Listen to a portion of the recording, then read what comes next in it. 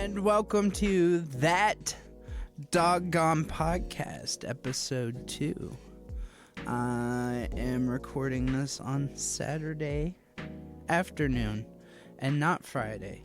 Hence why I said Fridays after midnight. So I'm going to stick to... They will be out in the weekend, so it'd be like Friday or Saturday. So I'm going to try to stick to that and be consistent that way. So that gives me that 2 days there, but I have some at-home stuff starting probably soon, so I'll have a little more on my plate, but my budget should get bigger as time goes on and I get into better positions in life. But tomorrow is my first training class alone, kinda. I have backup, but it's our first training class without the instructor. He's supposed to leave us with the class, and what better way to prepare for such an event than staying strong on the podcast here and doing the second episode and making it kinda within the same realm of what I'll be doing tomorrow, or teaching. It's kind of hard because today I have some key topics I'm going to cover and try to keep these short and sweet so they're easy to consume, but like 20 to 30 minutes, never more than an hour, of course. Subject to change as content in the show itself changes, like interviews, like field interviews for say showcasing, like, I don't know, shelter dogs or something like that happens, because that's what I see this leading up to, is like backing the nonprofit a whole lot. Of course, I'm going to there will be shameless plugs in and out of this. Who wouldn't? But I am training right now and trying to make a little extra income in this economy. Imagine that. So you find yourself near or in the Columbus, Indiana area and need some dog training, hit up the Fox and the Hound. I am working with them currently, and I have seen the results, and we will get it done.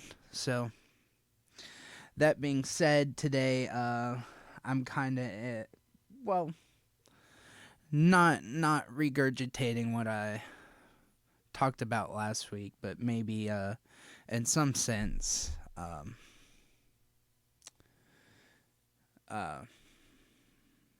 like going more in depth, but just talking about redirecting behavioral issues in general today. Like first of all, I said to look into classical conditioning, and that's the greatest place to start in terms of overall learning, because it's the meat and potatoes of this all. It's the root of teaching a animal, domesticated, perhaps not just a dog even, but in this case dogs. But we're kind of going based off that with anything else we do, and then of course you're going to have levels of training. So that's why it might be beneficial to still come to a trainer and get some help, because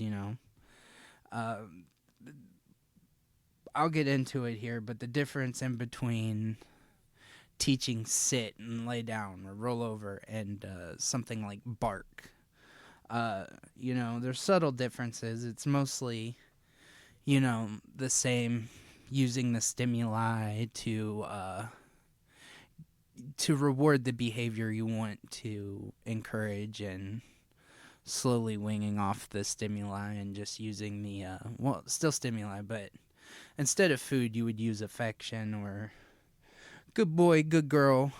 Yes, that's that blanket word, that buzzword we've been using. You start everything off with that kind of yes, yes. And then yes could become sit or lay down, roll over, show me your belly, stuff like that. So, depending on what you're teaching the dog and why. In my case, I have a dog getting on top of the other dog a little too often. So, just that and jumping onto people, kind of attacking the doorway, just redirecting those kinds of behavioral issues. How would you do that? You know what I mean? So, in any case, you have a behavioral issue you want to stop, i.e., in my case, getting on top of the other dog. I have, in his case, I have a soft pretzel, and it's like a rope toy, and man, he loves that thing, so it's a real easy distraction, but I get him with that, and then, reward with food, stimuli, good boy, So it's all about finding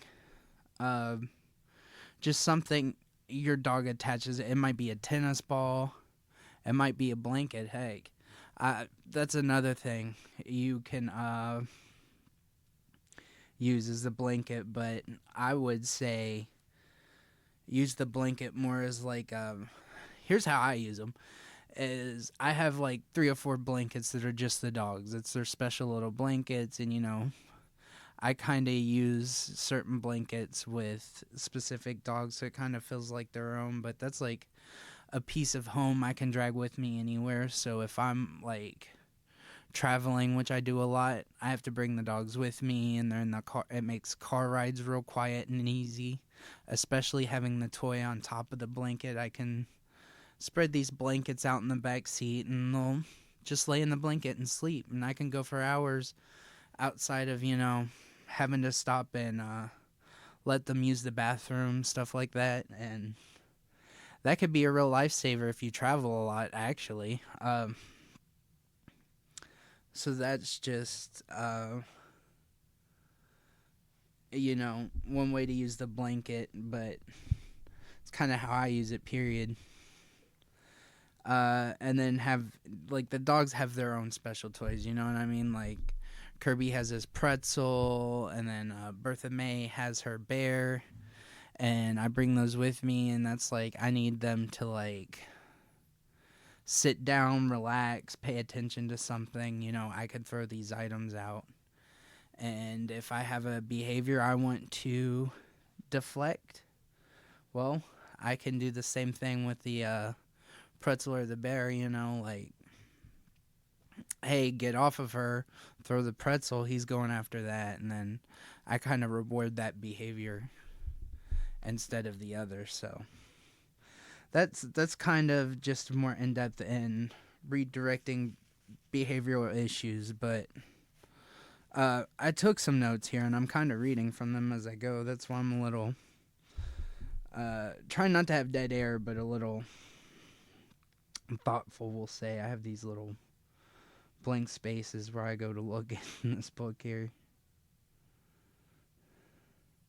But yeah, you're basically gaining that focus back and rewarding the focus, right? You're rewarding them for focusing on you, and not per se deterring the behavior, but that's how you're going to win them over every time, right? That's how you're going to get them to stop doing the thing. Is you should just be able to say, hey, cut it out. They know.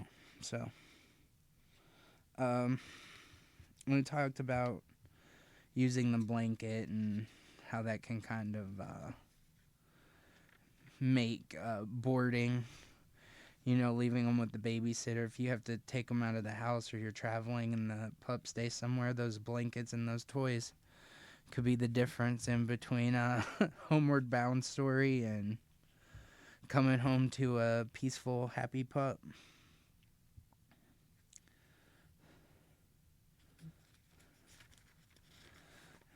And then, yeah, I kind of had this leading into bark, because the difference in bark is typically, because we talked about last week, teaching tricks, how teaching a trick or a command, for a better word. You could teach one trick to one command, right? So if it's like sit is sit, lay down is lie down, roll over is roll over. So, for example, I said I use the clicker for focus. So once that clicker's like, I'm bringing it to my nose and I'm using it to get them to look at me. When I use that clicker forever after that, they're going to sit down and look up. You know what I mean? Same for the whistle. I use that for come here. So once I've got them trained to that and in tune to it, it's like I'm going to blow that whistle and dogs will come running. So that's how that classical conditioning really works. And training the dog to a command kind of works. So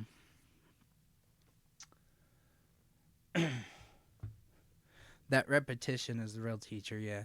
So, doing it over and over and over and over, taking 10, 15 minutes out of every day and really enforcing that command with the dog, and weeks you'll have results, surely. So, but typically when you're training, to a command, you are looking for, like, you're giving them a good 15 to 20 seconds to, show they understand the command. Like, if I'm saying sit or I'm saying stay, I'm giving them, at most 30 seconds to sit there, like, prove they've understand it before I'm giving them a treat and, kind of giving them the affection, the stimuli, the reward. So the difference in that and something like bark, and this is what I mean by levels of training, and why, for example, it might be still useful or beneficial to come to a trainer or a professional and get a little help. Not to say anybody needs it, but if you find yourself doing something a little more in depth, this is where we can really come in handy, because we do this every day. So, talking about bark, the difference is that trick is, it becomes a trick. Because right now, Kirby, he is, barking at everything. And I travel with him a lot. And anything that walks by the car, gets close to the car. Like, I was just listening to him in the Menards parking lot. Bark, bark, bark, bark, bark. So, I can keep deterring him with the pretzel, like I was talking about, and I can keep redirecting that behavior issue, but I can also train him to bark on command, make it a command, a trick. So that's the route I'm going to go. So there will be some applicable, I think that'll sound right when I play it back, applicable experience there later in the coming months, but I'm trying to teach bark as a command. So the way I understand it is I'm gonna rile him up, and when he gets to that point, he's like, ruff, ruff, barking at me. That's when I reward him with the stimuli. But in this case, instead of kind of giving it that 15 to 20 seconds, you're immediately rewarding the bark. You're going, good boy, giving the stimuli, the food.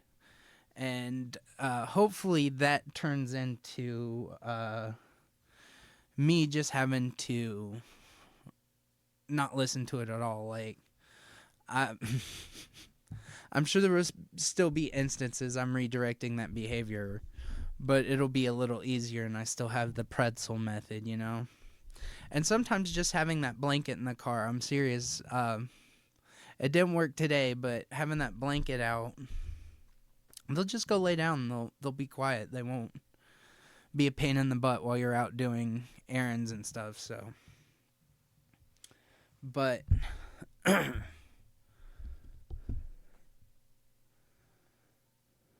yeah, that's basically it. bark is the difference is the speed at which you're rewarding the behavior, and you're kind of rewarding a bad behavior, but the idea is to make it something you command the dog to do, something they don't do on their own anymore. They look for you to lead them into barking. They don't bark unless you want them to. So hopefully that's how it works out for me. I get well, I don't want to say I need a quieter dog, but hopefully I'm not having to worry about him going after strangers, or especially in public, because that can become really obnoxious. That can become the reason you don't take Fido out, actually, because today he was kind of bad in Lowe's, but that's really the behavior I'm looking to stop in the first place, is like being out in public and having him bark at random people while we're in the store shopping. So hopefully that's how it works out.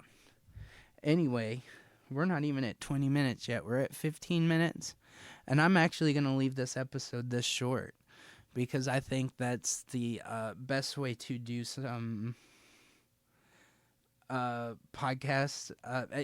In this instance, for sure, because it's like I'm shooting information at you for you to learn from. And this is one of those cases where you don't want to burn people out. So breaking these, we're almost at 20, but breaking these down into small increments, and, you know, making the information easy to understand, layman's terms, short and sweet, to the point. I think that's going to make it better for learning for a lot of people. I think that's how I learn, is kind of, I don't like people to drone on. I kind of like, well, a little bit of redundancy, just